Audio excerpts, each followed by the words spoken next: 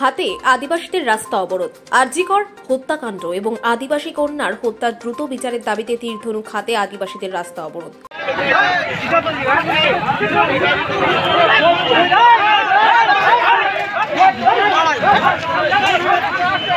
কলকাতার আরজিকর মেডিকেল কলেজের মহিলা ডাক্তারি পড়ুয়াকে খুন এবং পূর্ব বর্ধমানে আদিবাসী যুবতী প্রিয়াঙ্কা হাসদা খুনের ঘটনার তদন্ত করে প্রকৃত দোষীদের দৃষ্টান্তমূলক শাস্তির দাবিতে তীরধনুক হাতে নিয়ে পথ অবরোধ আদিবাসী সংগঠনের।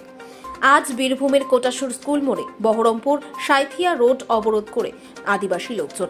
আদিবাসীদের অবরোধকারীদের দাবি, রাজ্যে নারীদের সুরক্ষা দিতে হবে, পাশাপাশি আরজিকরে মহিলা ডাক্তারি পড়ুয়া এবং পূর্ব বর্ধমানের আদিবাসী কন্যা খুনের ঘটনায় জড়িতদের গ্রেপ্তার করে দৃষ্টান্তমূলক শাস্তি দিতে হবে। এই দাবি নিয়ে আজ পথ অবরোধ করেন ভারত জাকাত মাঝি পারগানা মহলের সদস্যরা।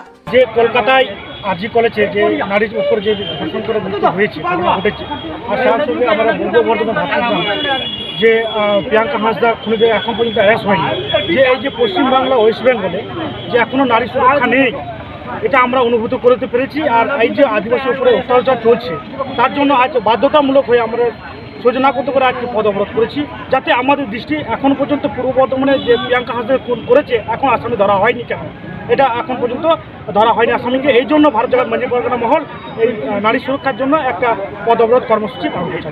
এই আরজি হসপিটালে যে আমাদের মমিতা দেবনাথ যে রেপ হয়েছে, তার জন্য আমরা এই কর্মসূচি, তার পরিকল্পনা আমাদের পূর্ব বর্ধমানে আমাদের আদিবাসী মহিলাকে ধর্ষণ করে গলা কেটে হত্যা করা হয়েছিল, তারই এখন পর্যন্ত দোষী কেন শাস্তি পেলে না, তার জন্য আজ আমাদের গোটা পশ্চিমবাংলা জুড়ে আজ আমাদের পথ অবরোধ।